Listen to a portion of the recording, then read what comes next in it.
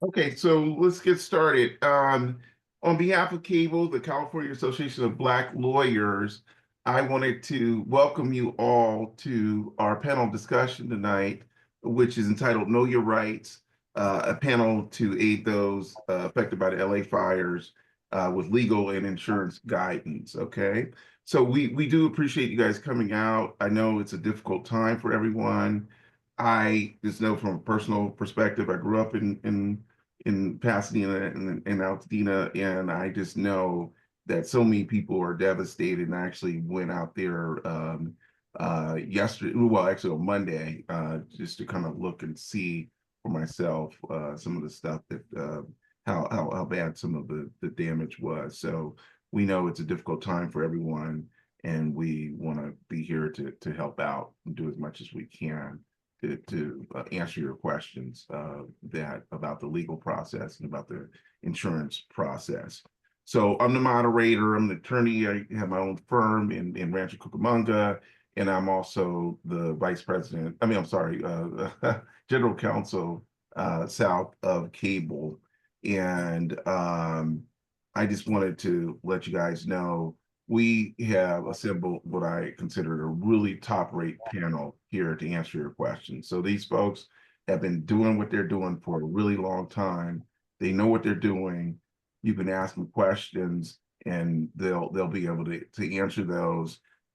Sometimes there's a need for a one-on-one consultation or something that's different. That's not necessarily what we're doing here today, but we're here to answer general questions about the insurance process as well as the legal process and your legal rights and insurance rights as well going forward. So what I wanted to do to start off today or this evening is to introduce Josi Swonetz, who is our president of Cable, and she's going to provide some brief remarks, and she is going to have to leave shortly after providing those remarks. Josi? Hi, everyone. I just want to say thank you so much, everyone that is has joined us. We have more people coming in, which is wonderful. I want to thank our wonderful panelists who are here that represent all sorts insurance, FEMA, mortgage and loan law, that are going to be able to provide you with a very informative panel.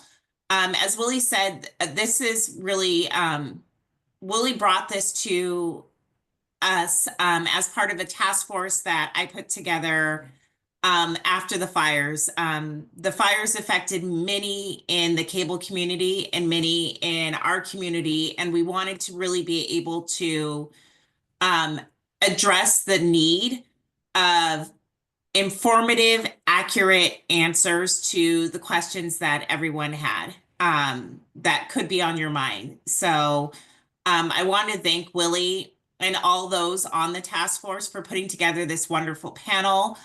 I want to, excuse me, I want to thank all of our wonderful panelists here. Thank you so much for taking time out of what I'm sure is your busy day to come here and speak and provide guidance and wisdom for those that are affected.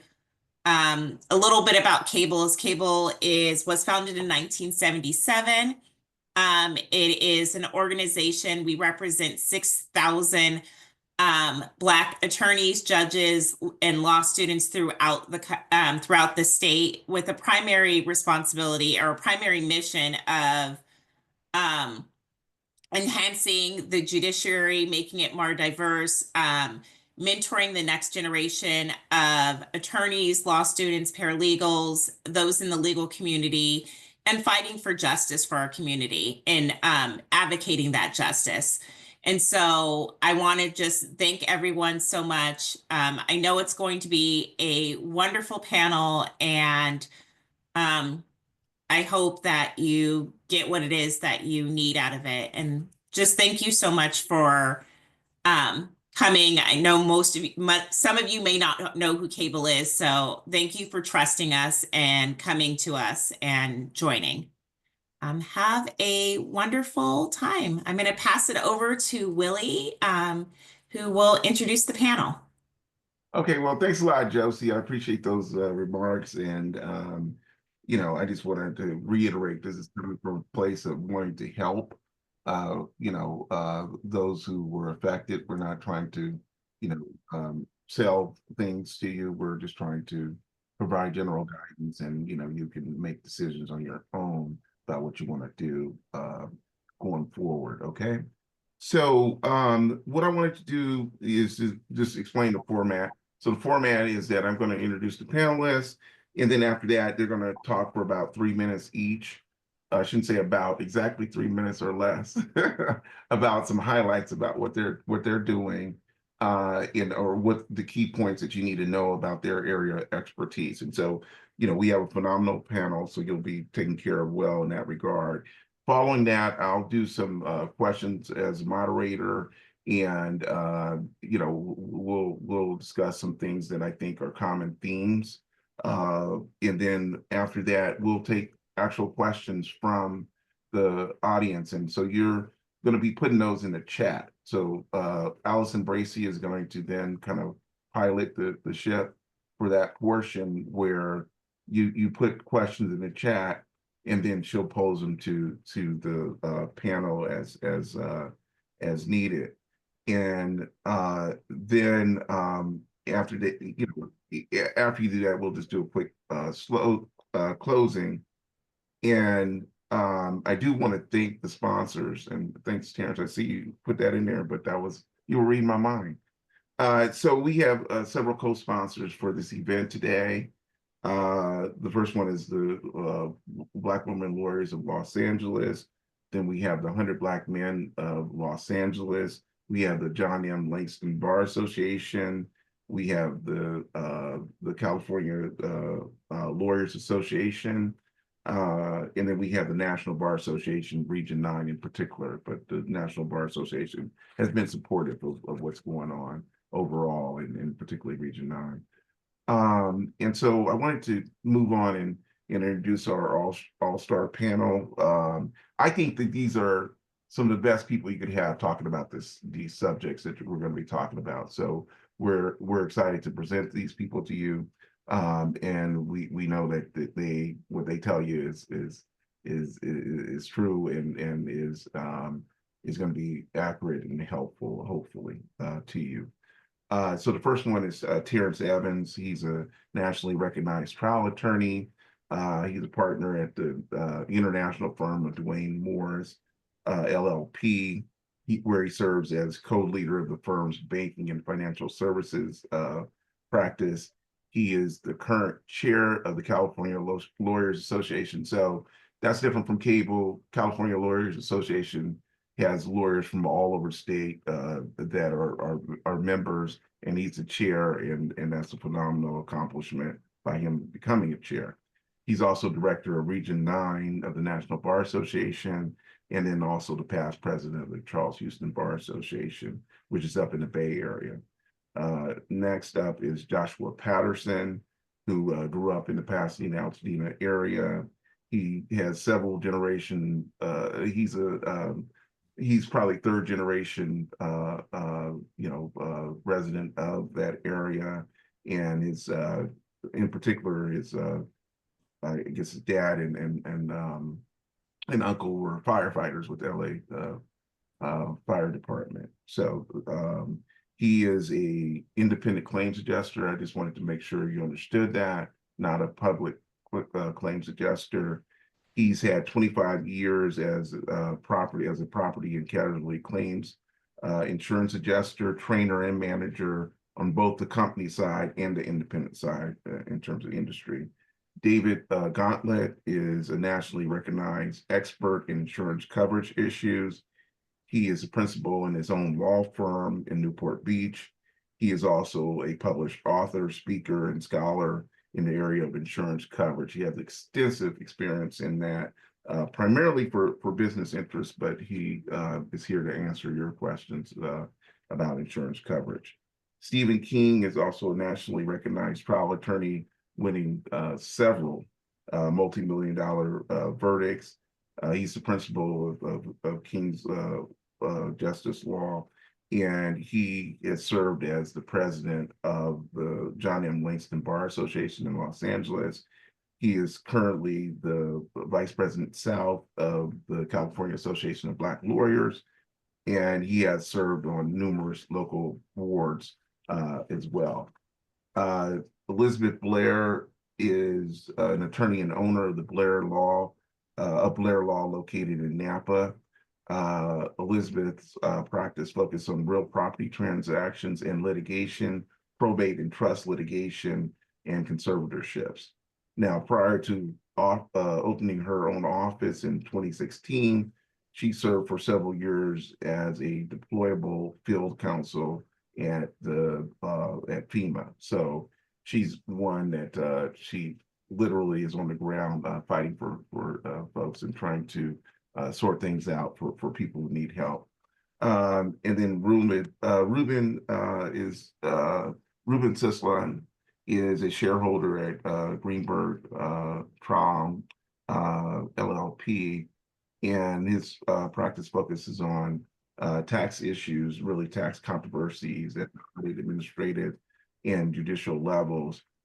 He has broad experience representing anything from large companies to individuals who are affected by insurance claims. Okay, so I'm sorry, property issues, property tax issues, I should say. I'm sorry. And so we also have Danielle Hill, who is with FEMA. She works with the Individual Assistance Program, so she'll be able to answer your questions about any of the individual potential claims you have. We also have Corey Williams from the SBA, and he's in the Public Information Office, and he is here to answer your questions about potential resources that are available through SBA. Because a lot of people just think about FEMA, but SBA is part of that. He's in the disaster recovery unit of that organization of FEMA. I'm sorry, the SBA. And so let's move on to your introductory comments, and we're going to start with Terrance Evans. He's going to talk about mortgage issues, and if you could take 3 minutes, Terrance, that would be great. Thank you so much, Willie, and thank you again, everyone, for being here and being part of the conversation. I think it's so important that we give the best information to the victims of the LA wildfires and also lawyers who want to learn so that they can share and spread this info. So I just wanted to add my thanks to all of you. As it relates to mortgage issues, many people may be surprised to learn that after your home or your business has been destroyed, if you had a mortgage on that home, a mortgage on that business, you still have an obligation to pay the mortgage, even though the structure is no longer there. And so there are tools that are available to property owners so that while they are negotiating with their insurance company, and we have some of the greatest insurance experts here, that will give you more information about that, and there'll be folks telling you great information about property tax issues. But you'll want to contact your mortgage company, because the reality is that most people are not able to continue paying their mortgage on their home that was destroyed and also pay for temporary housing. Most people just don't have the flexibility in their financial resources. So some of the options that are available to you is the first one, communication. Let them know, because they won't automatically unless you give them that information. I'm sure they watch the news like everybody else, but you need to specifically notify them and let them know that you lost your home. And even though you still have the obligation to pay, and part of the reason why that obligation is still there is the mortgage is not just on the structure, it's on the land that the structure sits on. And you'll want to let them know that you are negotiating with your insurance company, you're negotiating with FEMA, you're looking at all of these different resources to put your life back together. And you would want to apply for forbearance. And what a forbearance is an agreement between you and your mortgage company or your servicer to temporarily suspend or delay or reduce your mortgage payments so that you can use those resources for temporary housing or whatever your needs happen to be. And depending on who your servicer or mortgage company is, You may be able to get a reprieve for a year, 2 years, 6 months. You don't avoid ever having to pay that back. The amount that you are basically suspending will be tacked on to the end of the loan, but that is an option. And so again, communication is important. You may also want to get just a temporary suspension of your mortgage payments, or you may want to have a conversation with your mortgage company about providing other relief, whether it's reducing the interest that you're paying, but you continue to pay towards the principal. There are a variety of different options that are available. But I just want folks to realize that simply because your home burned down, which is horrible, it doesn't mean you no longer have to pay your mortgage. You still have that obligation, but there are resources available to you through your servicer, through your mortgage company, to take some of that financial pressure off. And we can get into more detail later, but thank you. Thank you, Terrance. Yeah, why don't we move on to Joshua? Can you say a few words? Hello, guys. My name is Joshua Patterson. Thank you all for being a part of this group this evening. Just wanted to say I am from the Pasadena area. I was born and raised on El Sereno down near Washington, for those that may know the area. You're right down the street from me. Very close, very close. Yep. Washington and Fair Oaks, but over on El Sereno. Yeah. Still have family that's there. Did have several family members that suffered loss from the due to the fire. My expertise is on the policy side of things. I have been a claims adjuster since I graduated from University, Florida, A&M University in Tallahassee, Florida. This is the first job that I've got, and I've been doing it ever since the 90s. So I have over 25 years experience in the field. I have extensive knowledge of the homeowners policy for California and any other where in the country. I have mainly worked for State Farm Insurance. State Farm Insurance hired me as a catastrophe staff adjuster right out of college, and then I moved over to the independent adjuster side. So for those that do not know, an independent adjuster basically does the same work as a staff adjuster for the insurance company, just on a contract, just as a contractor. The difference between an independent adjuster and a public adjuster is, as an independent adjuster, I work for the insurance company. A public adjuster works for the homeowner. I am not a public adjuster. I am an independent adjuster. So I work directly for the insurance company, just on a contract basis. It's basically the same as when stores, when it gets to be around Christmas time, stores hire seasonal help. Well, it's the same thing with insurance companies. Insurance companies don't keep on staff on their payroll enough adjusters to handle this type of catastrophe. They don't have that. They'll be sitting around at home. You've got hurricanes, you've got fires, you've got wildfires. Miss Attorney Blair understands. I guess we've got some FEMA folks. So you've got the flooding also that happens. They don't keep enough staff to handle these types of catastrophes. So they have contracts with independent adjusting firms where they bring in people like myself to handle the large injection of claims that they may get when this type of thing happens. So any type of questions you may have regarding the homeowners policy, whether it's contents coverage, additional living expense coverage, coverage for your buildings, I have, like I said, extensive knowledge when it comes to policies. Thank you all. Okay, thanks a lot, Josh. I appreciate that and appreciate you coming out. Next up is David Gauntlett. Hi, all. I like demographics. So $6.9 billion to policyholders in commercial and residential claims as of February 5, 73 million for auto.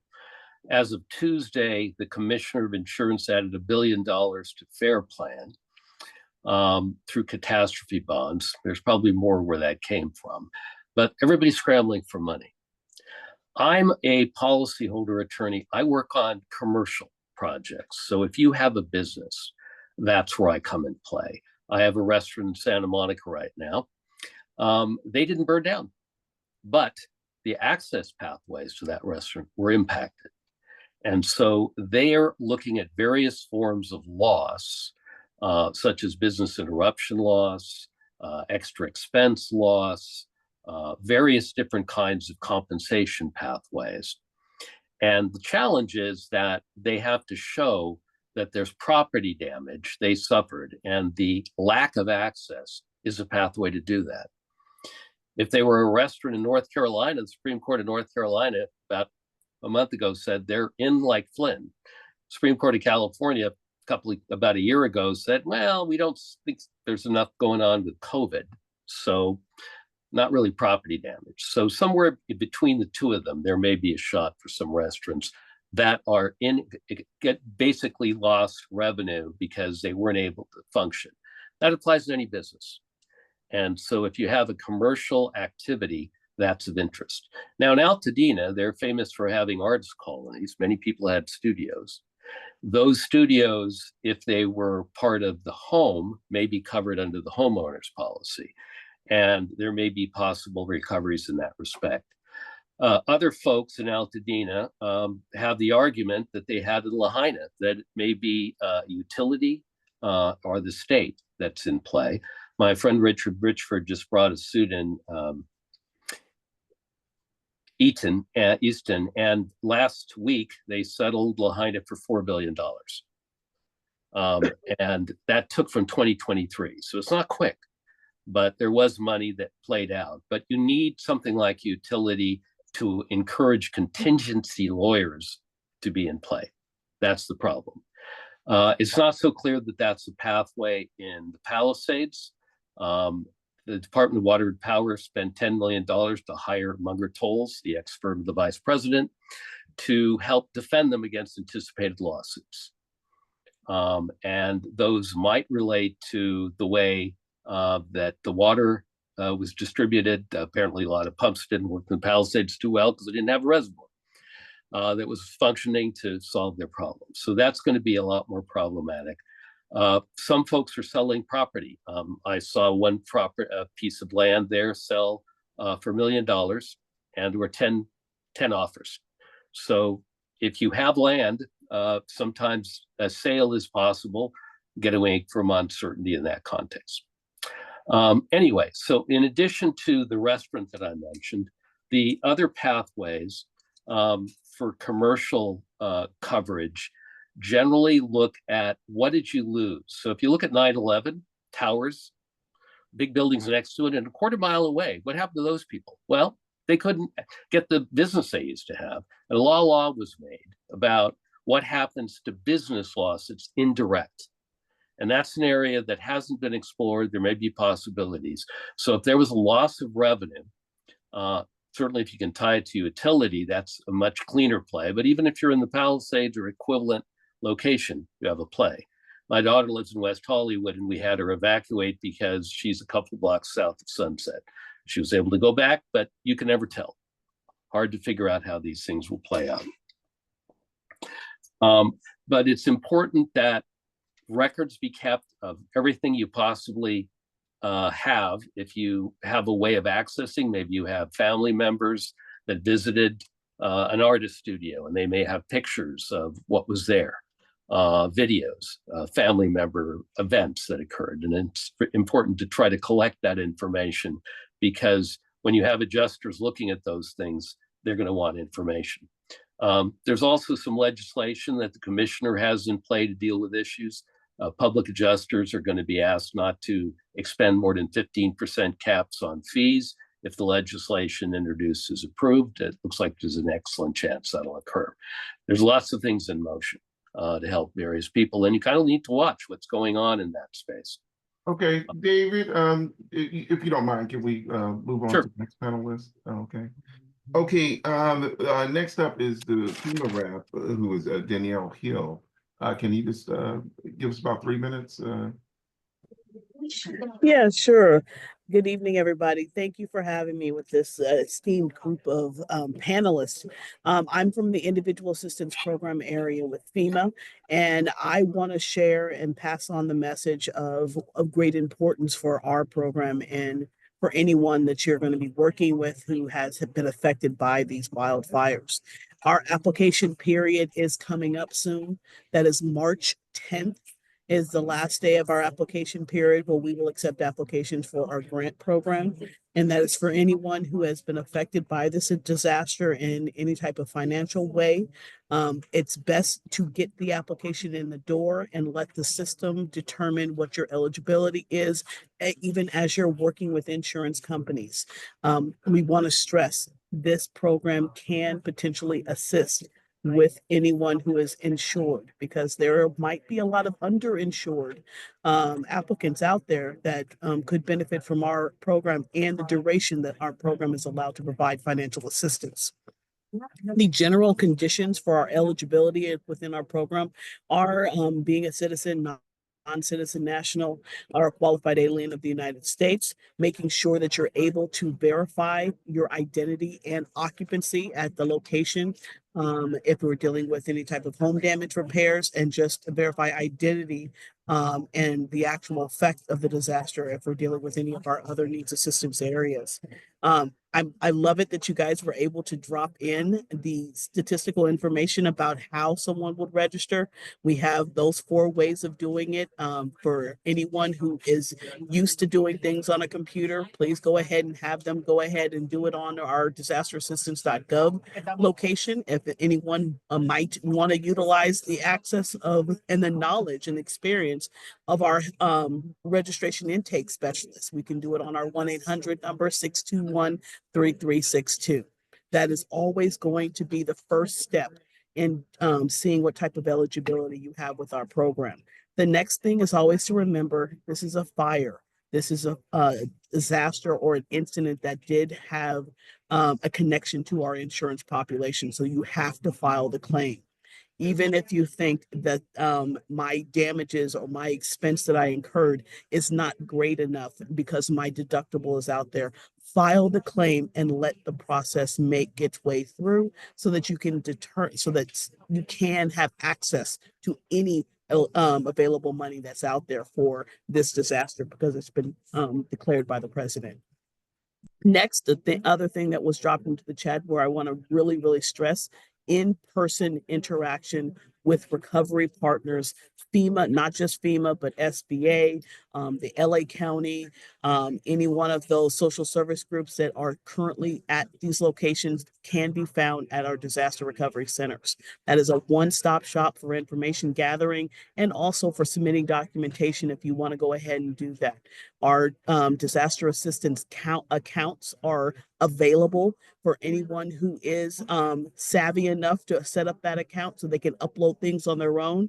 But you don't have to do it on your own. You can go into one of our assistance centers and receive support. I want to just briefly discuss the process that we go through once someone registers. And if they do have insurance, we ask that they please go ahead and then follow through with that insurance, maximize the eligibility with that insurance program, because that's the purchase protection that you put your money into. And then if there are any outstanding things that that insurance company is not able to assist with, some areas where you might be underinsured or you've exhausted the expenses, especially when we're dealing with temporary housing, those expenses in Los Angeles County will be exhausted rather quickly. That a survivor or that applicant who applies for our program could potentially have assistance for that temporary housing need based on the fact that they've exhausted those funds. So that's just one way an insurance person, someone with insurance can receive assistance from us. Okay. So again, after you've gone through that process, you finalize everything with your insurance adjuster. And for those survivors or those applicants who have no insurance, we're going to send out a FEMA verifier to do an inspection or an assessment of the actual damaged area.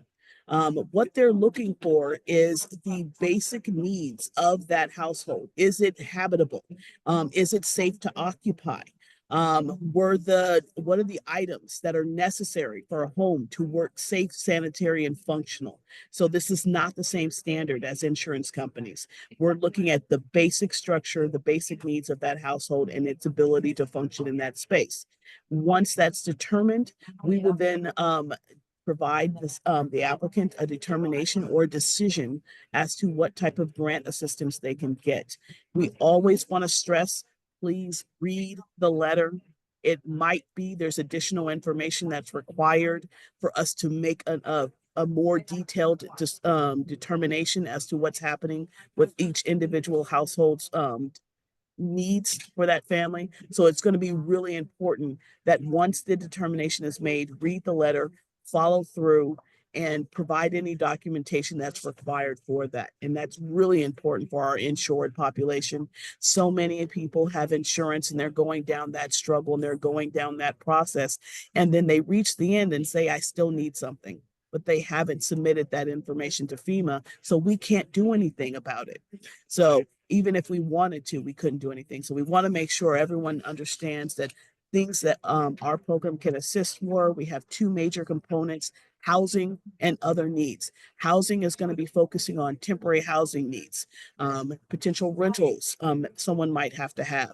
We're also going to be focused on repair and replacement of structures that receive damages. And then we're also looking at anyone who incurred an expense during that evacuation period. Maybe they incurred an expense because they were kept away from their home, or their home had damages and they did not have use of any one of our direct funding programs. They can utilize our program to try to get reimbursement for that. On the other needs assistance categories, we have a plethora of different types of subcategories, like personal property assistance, transportation assistance. Our personal property assistance has recently been expanded to try to help independent contractors or self-employed persons who worked out of their home and might have lost equipment as a result of this incident. So moving and storage expenses, any type of incurred expense that someone might have had as a result of this disaster is something inside of that other needs assistance category. Now, of course, there are limits. Hey, Danielle, we just need to wrap it up. If you can just, So, finish the yes, I will absolutely wrap it up. So the most important thing I want everyone to walk away with: get the registration in, make sure that you apply before March 10th. Okay. Okay, thank you so much, Danielle. I appreciate that. Corey from the SBA, can you say a few words? Good evening. Again, my name is Corey Williams, Public Information Officer with the U.S. Small Business Administration's Office of Disaster Recovery. Now, with the U.S. Small Business Administration, we offer low-interest loans to businesses of all sizes, nonprofits, homeowners, and renters not covered by insurance or other funds. Now, for this particular disaster, just like Danielle mentioned, that the deadline to apply for physical disaster is March 10th, 2025. Now, for businesses that may have suffered economic injury only, that deadline to apply is October 8th, 2025. Now, interest rates for homeowners and renters is as low as 2.563%. Business loan interest rates are as low as 4%. And nonprofit organizations is fixed at 3.625%. Again, there's no cost to apply, no prepayment penalty, and no obligation to borrow, even if you're approved. And interest does not begin to accrue until 12 months from the date of the first disaster loan disbursement. And also, the first payment is not due until 12 months from the date of the first disbursement. So what can renters use the funds for? Renters, again, can borrow up to $100,000 to repair, replace disaster damaged personal property, which would include automobiles and insurance deductibles. Homeowners can borrow up to $500,000 to repair, replace disaster damaged real estate, and up to $100,000 to repair, replace personal property, which would include automobiles as well as insurance deductibles, and also debris removal, which has been a point of contention. And businesses can borrow up to $2 million to repair, replace disaster damaged machinery, inventory, equipment. But the most important thing, as one of the counselors kind of mentioned, is that many of the businesses in the LA County area and surrounding counties have been impacted economically. And that's the purpose of the Economic Injury Disaster Loan Program, to cover operating expenses such as payroll, monthly lease obligations, mortgage payments, rent payments, or any accounts payable. Now, again, because the deadline is October 8th, we still make sure to have that people don't wait until July or August to realize that they've had economic injury. And we want to make sure that we're proactive, because homeowners as well as business owners can request increases in loan amount for up to 2 years from the date of the loan authorization and agreement. So along with FEMA and the disaster recovery centers, we do staff our customer service representatives, but you can also apply online by going to lending.sba.gov. And again, the deadlines to apply are March 10th for physical damage, and economic injury is going to be October 8th, 2025. Thank you. Okay, thank you very much, Corey. I just want to encourage people to continue to ask questions in the chat, because we're going to have a segment at the end to address those questions. So keep on asking questions. We appreciate you. Next up is going to be Stephen King. Hello, everyone. Thank you, Willie, for having me. I'm very honored to be here to share whatever information I can. I'm an attorney. I'm a civil litigator. So typically I bring lawsuits on behalf of injured parties. And so I was asked to sort of look at what's going on out there now and talk a little bit about the perspective of a third-party liability. What that would mean in something like this is if you have power lines, they could be a source of ignition. They could also help spread a fire, or maybe if they even turned off the electricity, right? That could have been, we would have maybe all been better off. And there's no winners here. We all know these are tragic losses. And the idea is, if there are lawsuits, let's say, for example, the Eaton fire, who may those lawsuits be against? What may be some of the theories of liability? A lot of questions I've been getting is this a class action lawsuit? Is this a class action lawsuit?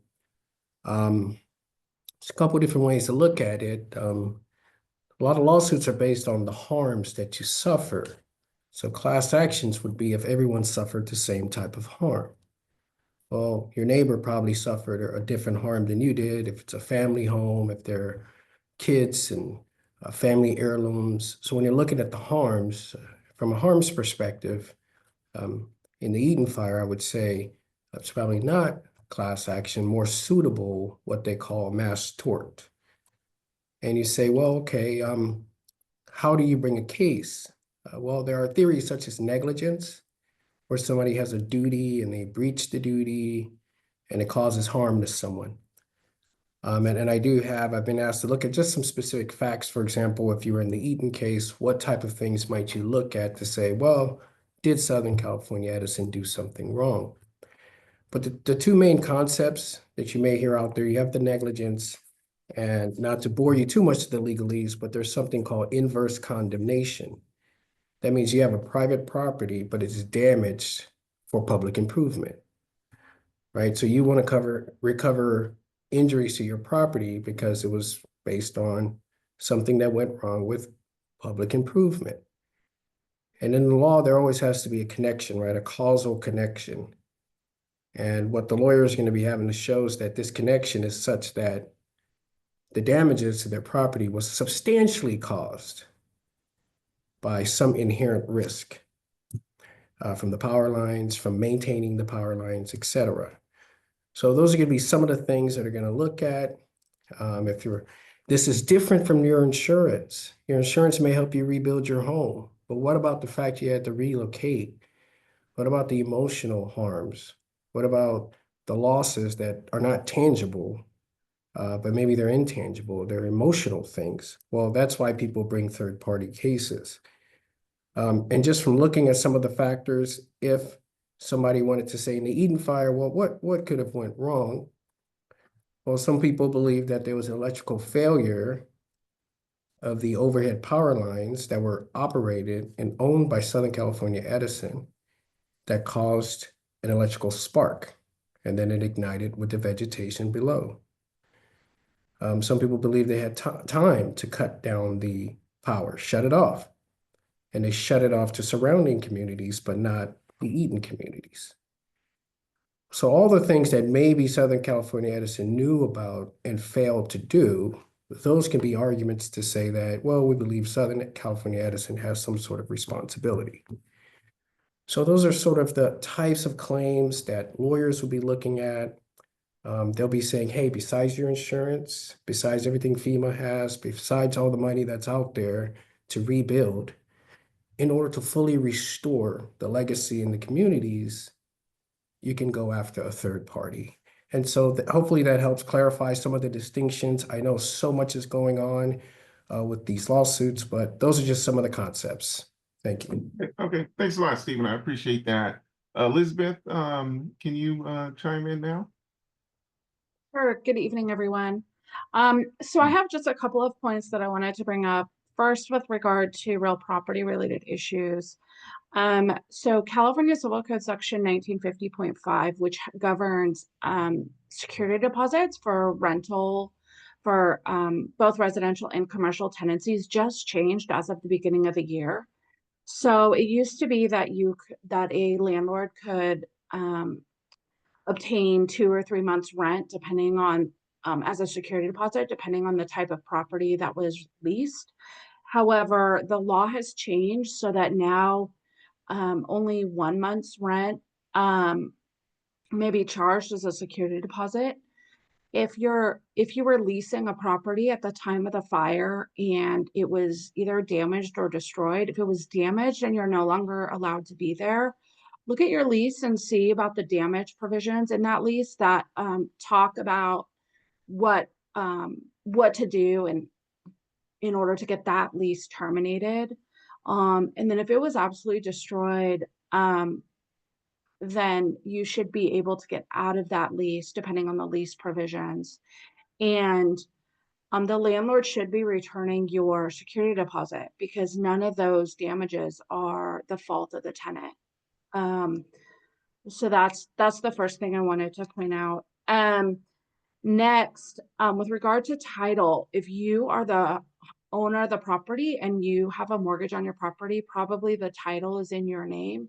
But in past disaster operations, there have been issues regarding title, which will be important, as Ms.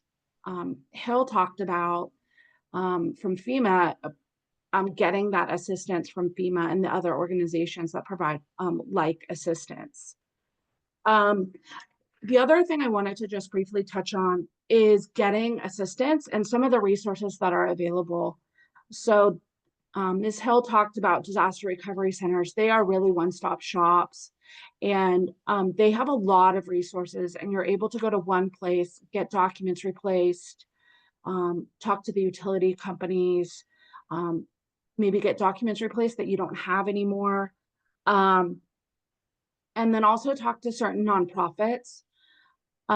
Red Cross is probably there. I'm going to put in the chat their deadline to apply for financial assistance for the American Red Cross is next week. It's February 26th. So make sure that if you were affected by the fires, apply for that assistance because it is grants and there's not really any strings attached to it. Next, debris removal. So the deadline on debris removal is March 31st, 2025. If you're going to opt into the program and have the debris removal done through FEMA and the other agencies that do it, you have to sign a right of entry form.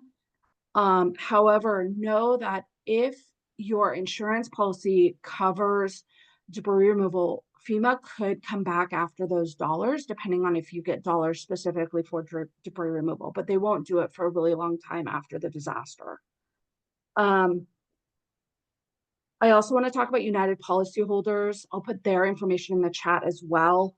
They're an amazing consumer advocacy group involving insurance issues. So that's all I wanted to say. Okay, thank you very much, Elizabeth. Ruben, you're last up to bat for now. Thank you, Willie. Good evening, everyone. It's a pleasure to be here and thank you for joining the panel today. I'm an attorney in the Los Angeles office of the law firm Greenberg Traurig. My practice is focused on state and local taxes, and a big part of the work I do relates to California property taxes. And today I'll be speaking about property tax relief measures that may be available to those that have been impacted by the recent fires. The first thing I'd like to point out is that if your home or other property has been damaged due to the recent fires, you may be eligible for a reduction in the property's assessed value, and this would consequently also reduce the taxes that are due. Please note, this is important, that the relief is not automatic. You must actually file a claim form with the county assessor. And for Los Angeles County, that claim form is called the ADS 820, and you can download it directly from the assessor's website. This is an important point, that the claim form must be filed within 12 months from the date of damage.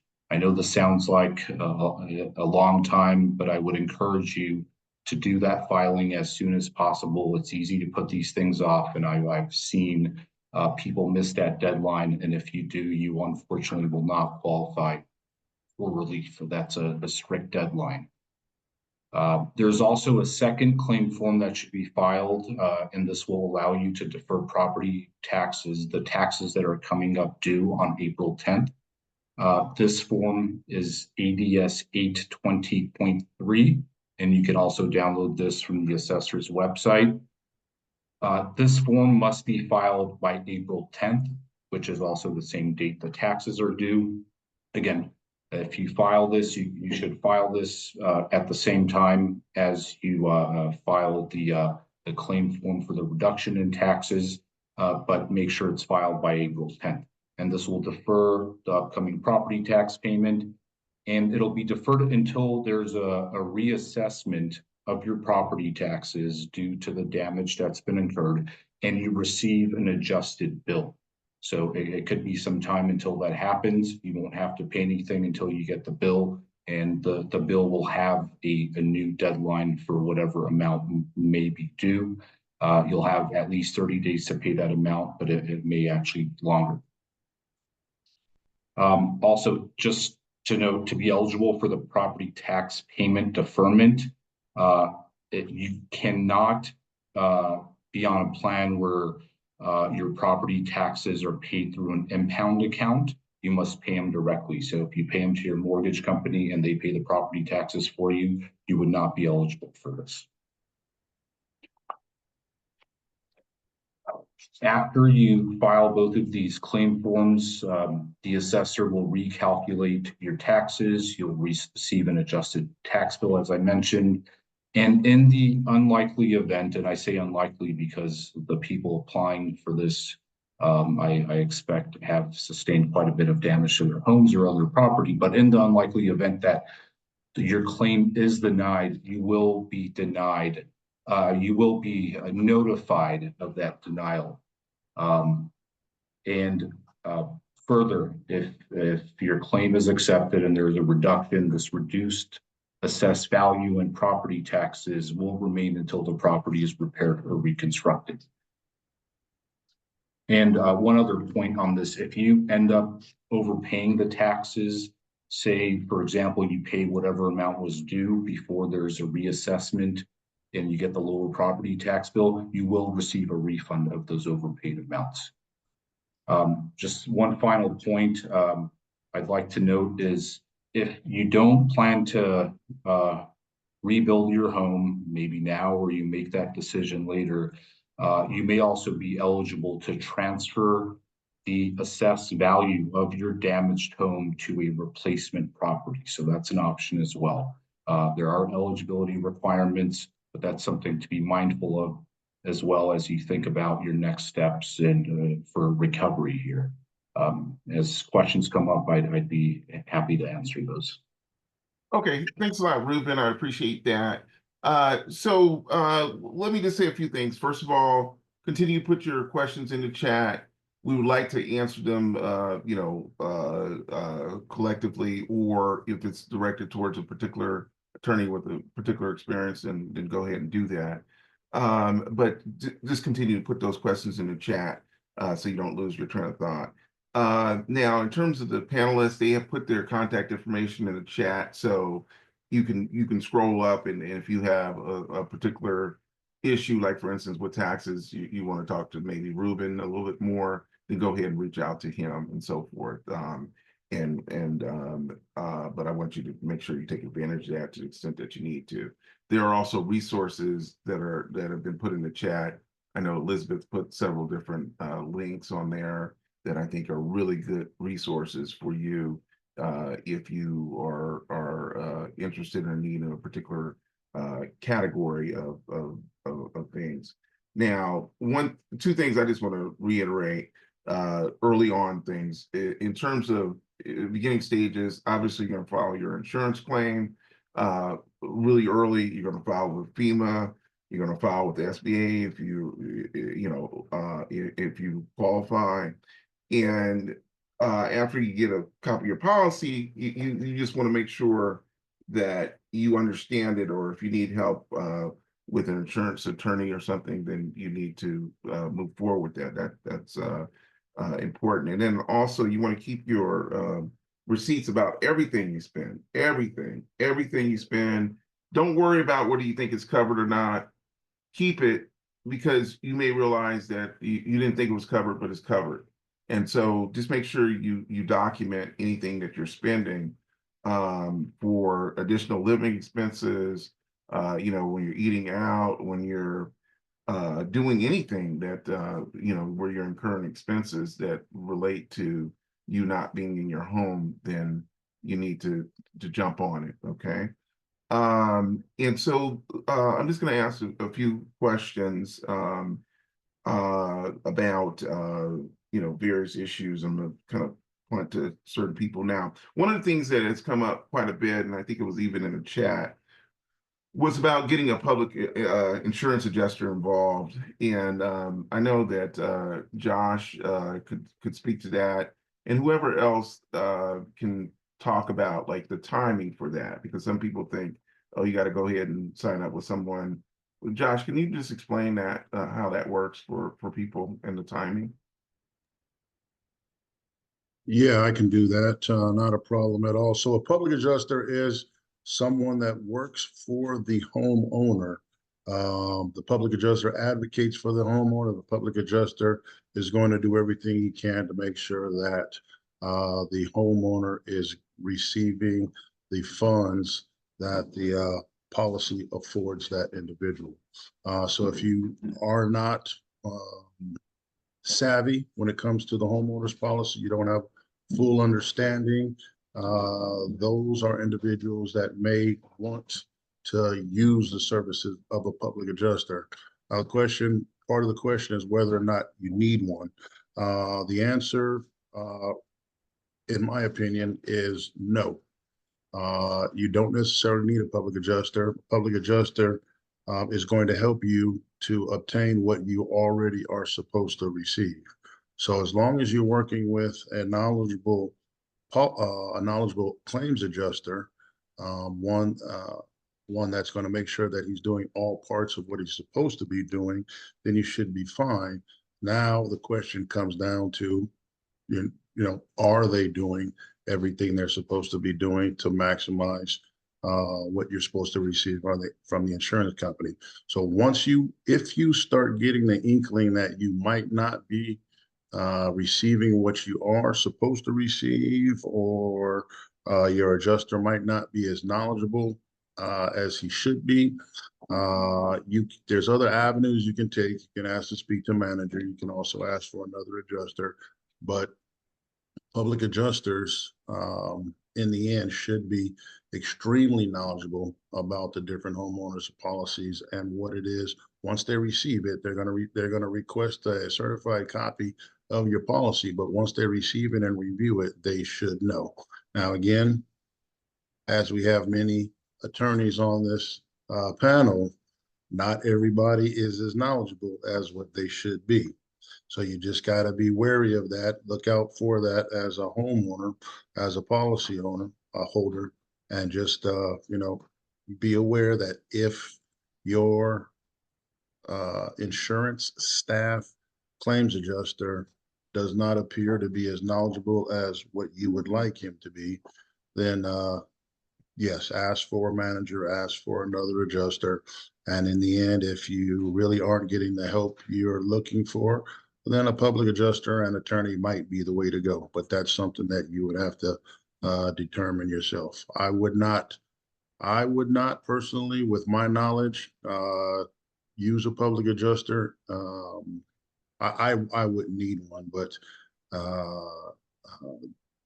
it's not something that you need to have from the very start. It's, in my opinion, it's something that you can look towards if you begin to have problems with the adjuster, with the insurance company.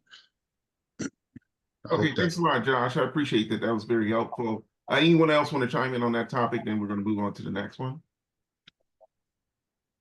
Yeah, Terrance, I just had a question for Joshua, and that is, how does the public adjuster get paid? Do they get part of your insurance recovery? How do they make a living? The public adjuster will receive a percentage of the money that he obtains from the insurance company for you.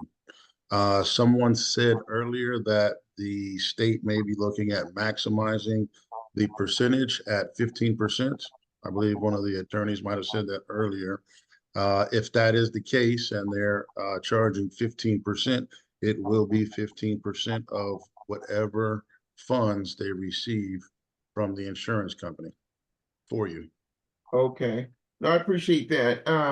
In terms of the minimum requirements, because there are certain statutory requirements for insurance companies right out the gate that are enshrined in law. Can you want to speak to that? Maybe Josh or Elizabeth, David, I don't know who would be the best person to talk about that.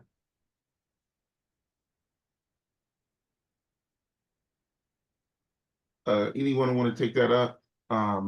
Okay, so I did want to go over some of that. Insurers under the law, the insurers must advance about 4 months of your additional living expenses immediately. So that would mean things if you were living in temporary housing, a hotel, Airbnb. A lot of people were in Airbnbs. That's actually mandated by law. So if they're not doing that, then you need to tell them. Yeah, so the insurer also cannot deduct the value of your land from a replacement home purchased, which could be important when you're really thinking about, I'm just going to buy a different home. That's something you need to be aware of. And then your insurer also has to offer immediately payment of at least 30% of your policy limit for your personal property. And that gives me a moment just to say that a lot of people don't understand insurance policies. That used to read them quite a bit. I still read them from time to time. Just understand how they're structured, because they're not structured for a normal human being to understand. And so I just want to say there's a coverage A that just deals with your dwelling. That means your actual physical home. The other dwellings is part B.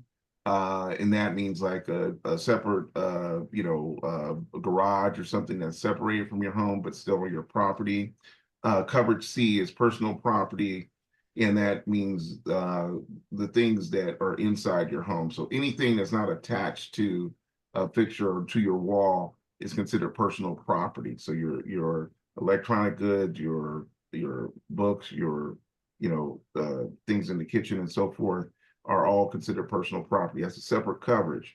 And then also part D, which is loss of use. So that means additional living expenses, what I was talking about. So for the extent that you can't actually physically be in your home during this period, then that's covered under separate insurance coverage. So that's something that you need to at least try to understand, because you need to understand how much is available for you when you are displaced, so that you keep that in mind as you figure out what you're going to do in terms of your next step. So I just wanted to cover that, because something I think is important, just to kind of generally understand that there are multiple coverages, and you should get a copy of your policy, You should get the declarations page. That's going to give you what the limits are for your various coverages. And you need to understand, like right now, you really, in particular, need to understand Part D or Coverage D for what your additional living expenses are. Some of them are, they'll pay unlimited amounts. Many of them are not, because a lot of people are going to be displaced for quite a while. And so you just need to keep that in mind as you make your personal family decisions about what you're going to do while you're displaced. Those periods Willie, are may I- basically flow from the Oh. emergency declaration. And so that's why they apply. It's not necessarily just a policy language. And you can have longer periods provided depending on the endorsements to your policy, depending on who your carrier is. But if you're fair plan, like 64% of the people in the Palisades, life is not good. There's very limited coverage for anything. Most of the Palisades people are going to coastal enclaves like Manhattan Beach, Newport. There's very little for lease now. And so they're looking at buying options because there's not a lot of other options to have places where they want their children to go to school, et cetera. Okay, thanks a lot for that, David. In terms of Josh, I think touched on this a bit. What do you need in terms of documentation? What do you need to start collecting if you haven't already started collecting? I know most people lost everything and left behind a lot of their important papers.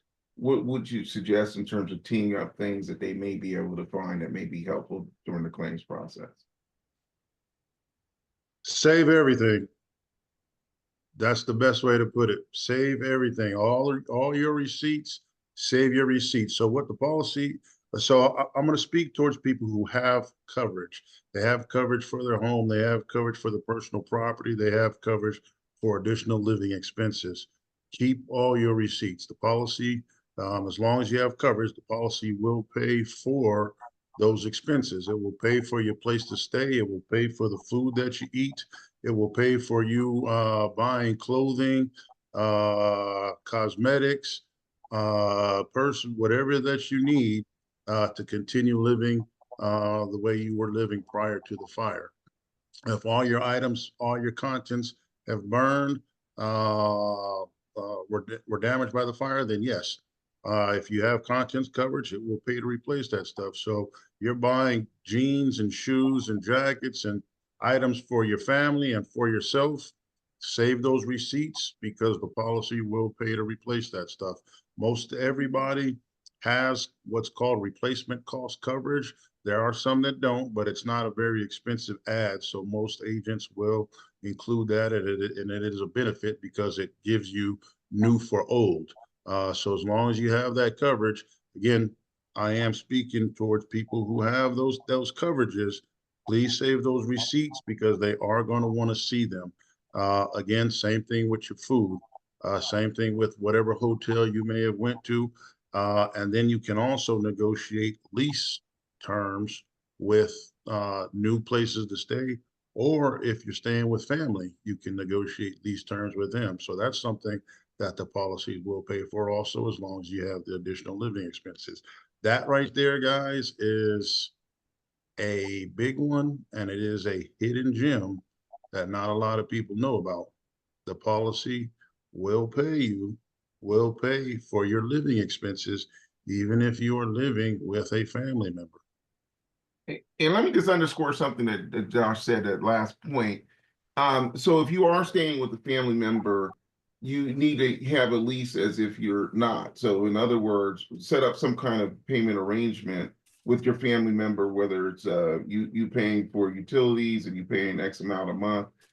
Document that. Don't wait until it's too late, but just document that. Make sure you have a paper trail for what you are paying to help out with the household expenses. And that would be considered by most insurance companies, like what Josh just said. So that's something that I think that gets overlooked by a lot of people.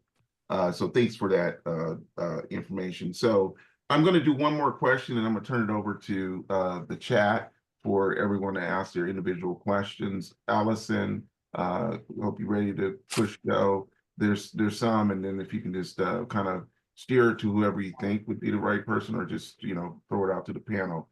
I'm going to turn to Elizabeth now. She had already talked to me. Well, mentioned some of the resources that are available. Now, she also mentioned that there are low cost or pro bono resources for those people who cannot afford their own private attorneys, because there can be some that are very, very expensive, and then some that don't do contingency, some that do. So why don't you tell us a few words about that, Elizabeth?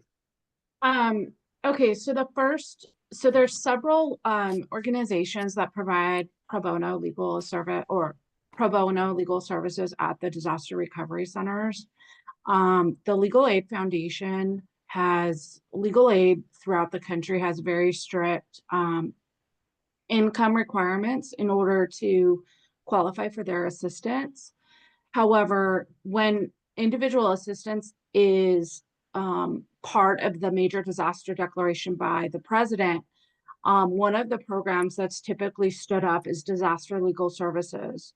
And disaster legal services is being provided in this following the LA fires. So it's a way for people to obtain pro bono legal services where they may not meet those strict income requirements that legal aid has. So the attorneys who volunteer for it they're not allowed to take the case. So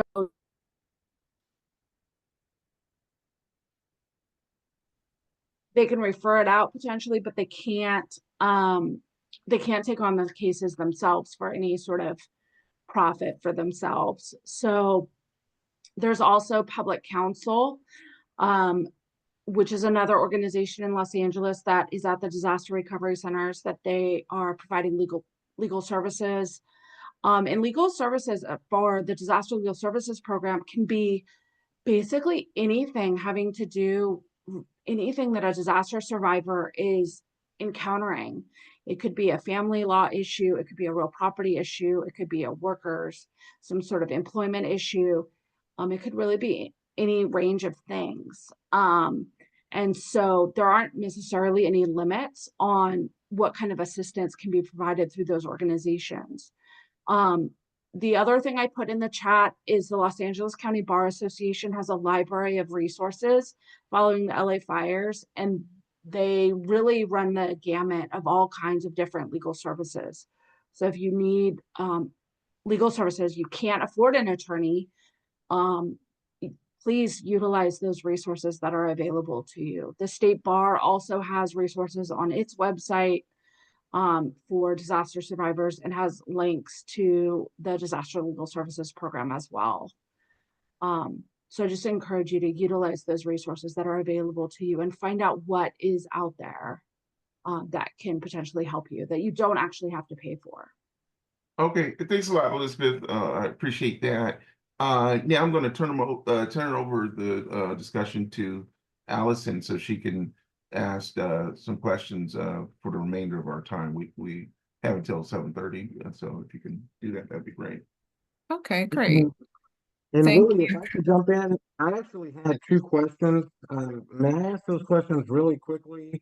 One is for Ruben. I just wanted to find out, for people who need some property tax relief as a result of losing their property, how much relief are they, likely to get? Because I saw one news report that the majority of property taxes is for the land, not the structure. So will people get meaningful relief if they submit a claim? Yeah, that's a really good question, Terrance. It really depends, as you noted.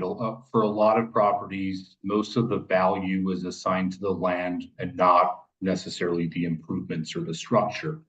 So if you had a total loss, let's say the house is gone, it's been completely destroyed, what will happen with the temporary relief is that the improvement value will be taken off your tax bill. That's what we would expect the assessor to do. Now, when it comes to the land's a little bit harder. However, just because the land is there doesn't necessarily mean there isn't damage to the land. There is going to be grading issues. With the recent rains, it's possible that's caused some issues. There are things under the land, such as pipes, gas lines. So all those things go into the land value. So there could certainly be a reduction in the land value as well. If so, the level of damage could really range depending on where your house was, what sort of damage it sustained. Your house may not have sustained any damage from the outside if just looking at it compared to houses next to it, but you should file a claim form anyway for relief, because not all damage is going to be visible necessarily, and there's things like smoke damage, restricted access, those things also count. So you should file a claim anyway. And I know the assessor's office has been looking at this issue about whether reductions should be allowed for the land as well. You've got contamination type issues. So there could certainly be reductions on the land side as well. The other thing is, once there's a reassessment, you don't have to accept that value. If you believe that value is not correct, there should have been a further reduction, you will have an opportunity to appeal that decision to the County Assessment Appeals Board and basically make your case. That's an area we practice in, and oftentimes taxpayers can appear on their own, but they are typically represented, whether it's by an attorney or there are people who practice in this area who are basically called agents. They're typically appraisers who practice in this area. I mean, this is down the road, but after you filed a claim and you do receive a lower assessed value that you're not happy with, or even worse, if your claim has been denied, you will have an opportunity to appeal that decision to a neutral body that will look at that. It will not be the assessor's office. Ruben, there was Thank you so much. I'm sorry. Oh, I was just going to say, I had just one other quick question, and this was for David, and then I'll be done. And that is, David, how do you decide when to escalate an insurance coverage dispute from negotiations with the insurance company, say through an adjuster like Joshua, to actually initiating litigation? I'm usually on the other side. I'm usually on the coverage side, but I'm thinking a number of homeowners may be curious, when do they need to escalate, or do they ever need to escalate from simply negotiating with the insurance company and then actually filing a complaint? How do you get to that next step? Well, if the carrier's not doing what you need to do and is not budging, you may not have a lot of choices. Sometimes you can choose a middle ground to try to mediate without seeing a courthouse and get a decent mediator. That may be appropriate. Some policies require that. If your attorney is on an hourly basis, you have to look at the cost of litigation. It's pretty hard to litigate a case for under 6 figures. So you have to kind of put that in play and decide if that's a worthwhile investment. The other question is there bad faith by the carrier? And that can help alleviate some of the expense. But proving bad faith in a federal courthouse, which is your typical venue, because there's usually diversity jurisdiction, is a very hard task to occur. And many federal judges are not inclined to find bad faith for anything that's easy to prove. It's got to be very unreasonable conduct. I had a judge that decided that the conduct was bad. If they kept doing it, he was going to find bad faith. So they had to stop doing it. I had an arbitrator find bad faith one time, but it was pretty egregious delay and obfuscation. But it's better to give the carrier lots of chances to continue being bad. And if they can't help themselves, then they may have talked themselves into a bad faith case. And so that setup process is just letter writing, and maybe it can lead to mediation, but you have to think very seriously about a lawsuit. Yeah, I agree. Thank you, David. Allison, back to you. Thank you. Oh, no problem. Okay, David, there was a question that was directed to you that I think you answered in the chat, but there was an issue with that James, iPhone posted that his smoke damage has not been covered. And so you cited a case. Can you? Yeah, there's a tell us about that? 2025 case involving Michael Chiarello in Napa, who is a very famous restaurateur. The bad news is the incident was a fire in 2017, and we are now reading a decision in 2025. Tells you how quickly the federal courts move on some of these cases. So that's a bit of an issue. But the court actually didn't decide that either party was entitled to relief, but the way it articulated the rules, it was pretty clear if there had been pure smoke damage, that could have sufficed to have been covered. So it's a good case to read for what would have worked, even though the facts weren't definitive one way or the other. Okay. Another good case, if you're in a situation where you have smoke damage, is my favorite case from North Carolina, which is North State Deli, that came down December 13th of 2024. And it explains why restaurants have all sorts of things that they can get coverage for related to damages that are encompassed in fires and floods and things of that ilk. But it's a great decision, and it distinguishes the California Supreme Court, but that was a COVID case, which is a very specialized, limited kind of thing. But I would take a look at that because it's kind of the best pathway. Okay, great. Thank you. I hope that answered your question, iPhone. The next question, I guess, can be directed to, let's see, this one, I think going back to Ruben, there was a question about whether or not, I know you touched on when you do the obtain the tax relief. I think you mentioned that it's not available to people that have an impound account. Yeah. So is there any relief available to people that do have an impound account? There is. So there's two, the relief things I talked about. There's basically two things. One is the reassessment to basically bring down your property's assessed value while the property is damaged. That is available, and you should file a claim form even if you are on an impound account. So if you're paying your mortgage company, they're paying the taxes for you, you should apply for that anyway. You do qualify. The one where impound accounts don't qualify is to defer the upcoming tax payment. So there's a tax payment coming up on April 10. You cannot defer that if you are on an impound account. Along those same lines, there's also an executive order from the governor regarding penalties, costs, and interest that apply to delinquent tax payments. That executive order provides for a suspension of those rules. But again, in that instance as well, it doesn't apply to impound accounts. So if you're on an impound account, just continue doing what you're doing in terms of making the payments through your mortgage company. But you should apply to get a reduction in your assessed value. Okay, great. Thank you. I hope that answers your question, Azizi.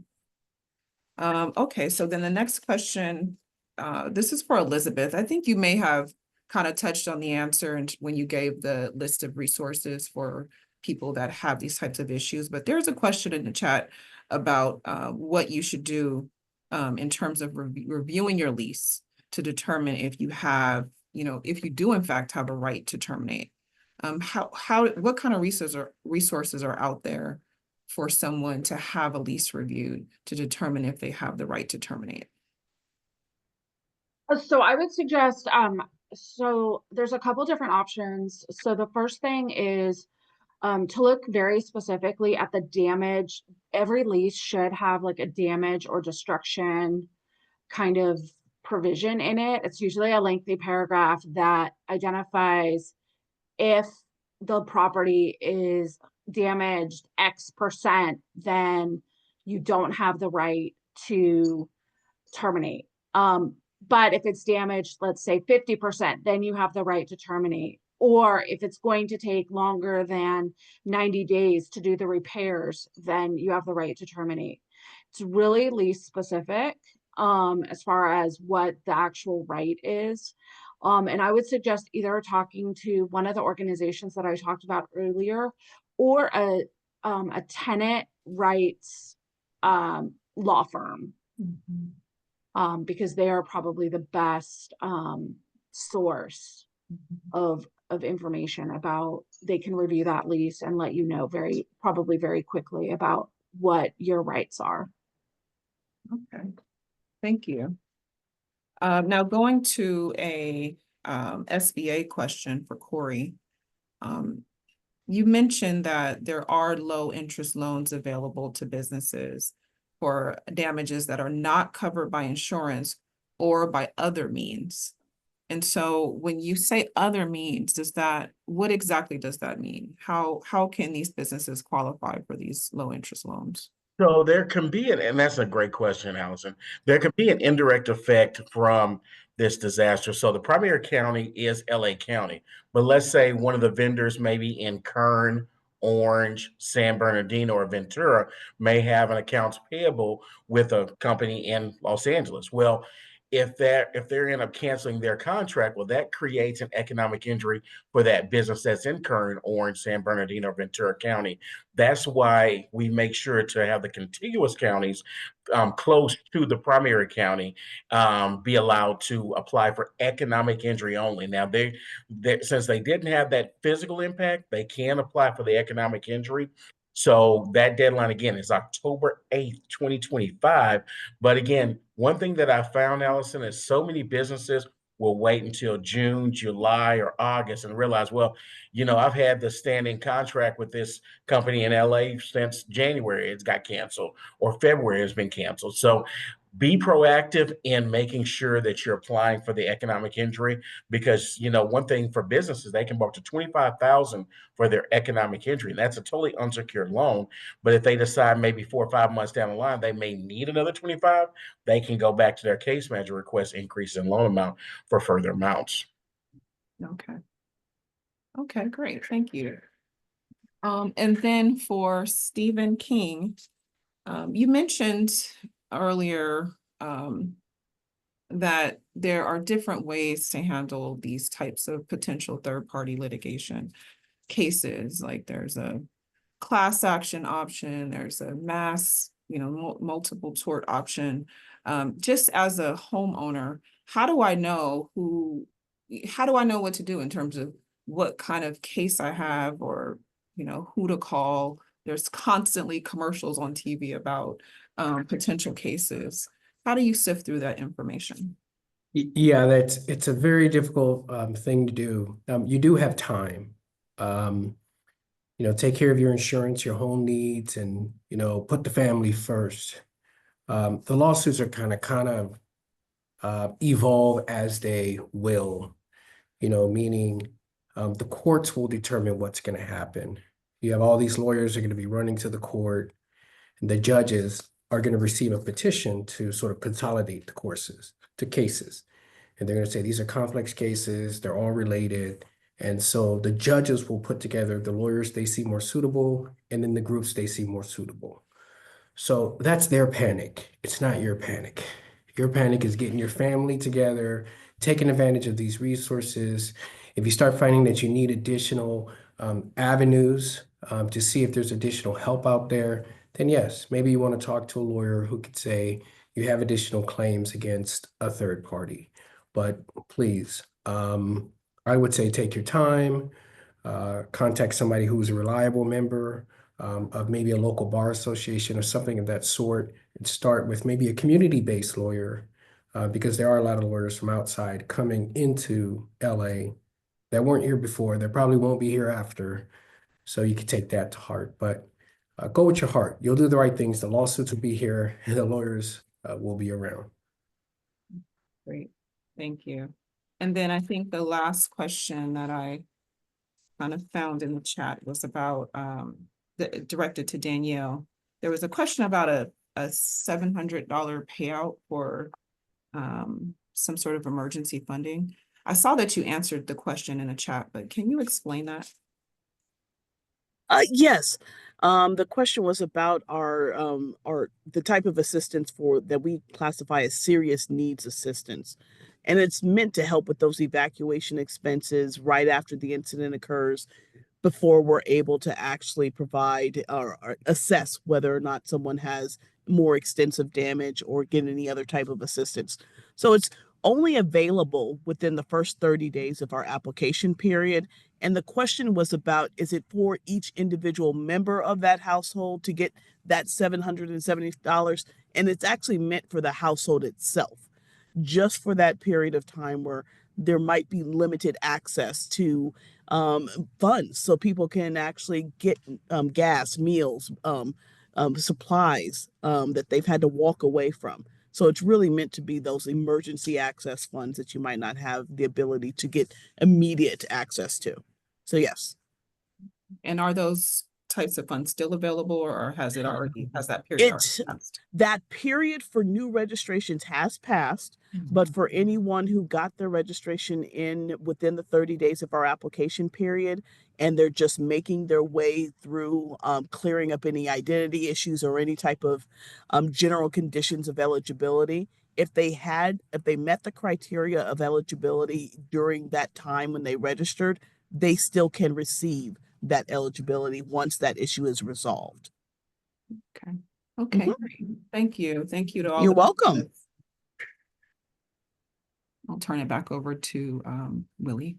Okay, well, thanks a lot, Allison. Thanks for spearheading that and getting specific questions answered. So I appreciate that.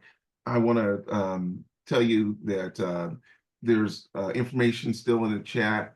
So if no one minds, like Josi, do you mind leaving it open for a while after we finish, just so people can jump back in? And there's Definitely we can leave it open. Okay, and then there were quite a few questions about getting recordings of this panel. And I think that it could be available if they go back in, but I'm not sure exactly how that works. Can someone who knows a little bit more about Zoom let us know how that works? It is recorded. We'd have to I'd have Ashley do our executive director, see if she can pull it from the cloud. Okay, and so pulling it from the cloud would mean that they could click on it, or they could take the link from the chat or something, or what? I'm not a We can- technology attorney. Josi, is cable gonna post it on Cable's Yeah. website? Might be the best. So maybe we do. Well, no, you won't do that. Okay.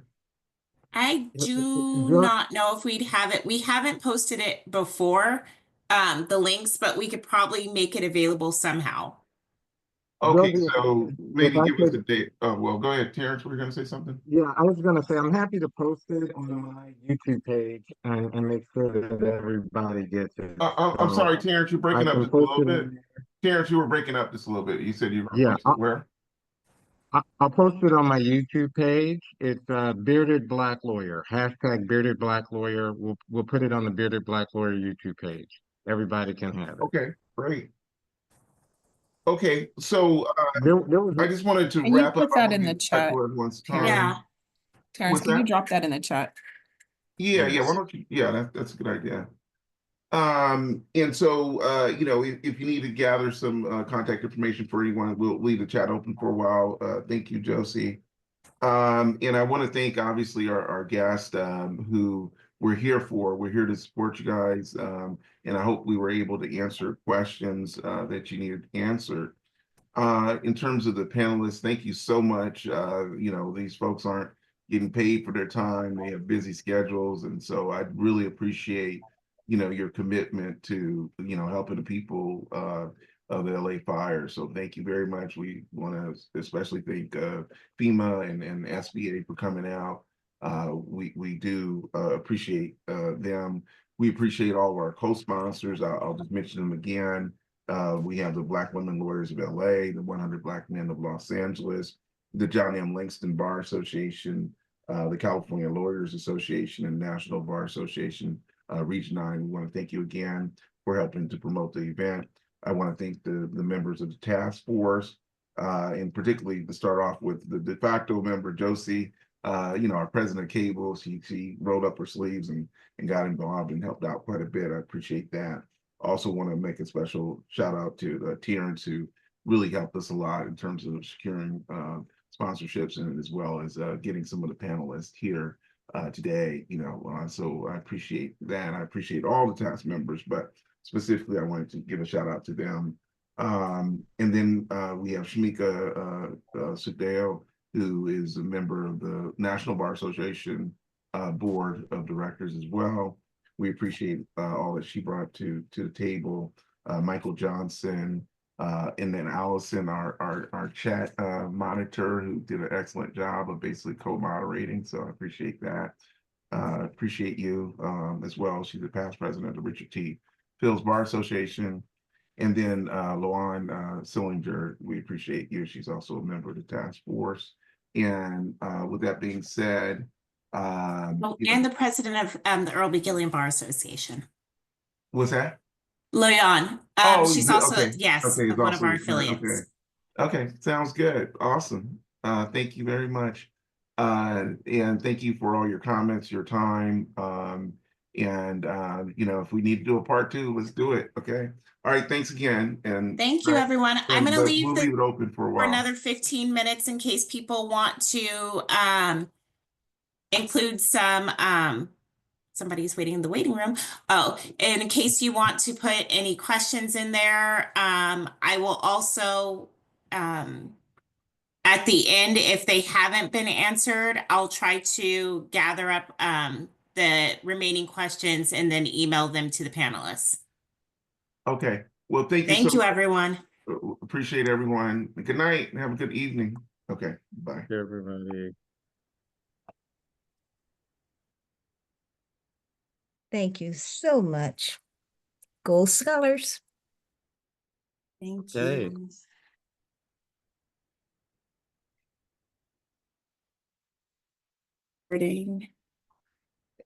Madam President, while we have Daniel here, may I ask Daniel just one question that was in the chat since this is still being recorded? And that was on the GoFundMe account. If somebody had a GoFundMe, will that disqualify them from FEMA? Yeah, on that end, what our policy is and what we are restricted to do is if we are made aware of a GoFundMe or any type of additional assistance that is received by a survivor for a specific category that we actually provide them assistance on, we do have to take that into account, just like we do with insurances, and reduce their eligible amount based on that. But our program within its structure is only required to do a duplication of benefits check with insurance companies. So hope that answers your question. Thank you so much. You are so welcome.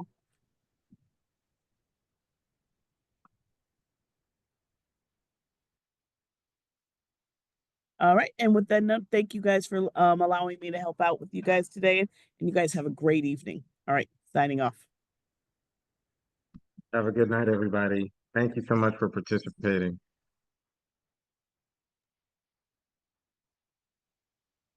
Thank you, everyone. Have a good evening. And if any questions come through for me, if you wouldn't mind just sending it to me by email, and I'd be happy to answer those. Thanks again, Ruben. Really appreciate you. Thank you so much. Absolutely. Thank you, Terrance. Appreciate being here and being invited to be here. Thank you. Have a good evening. You too.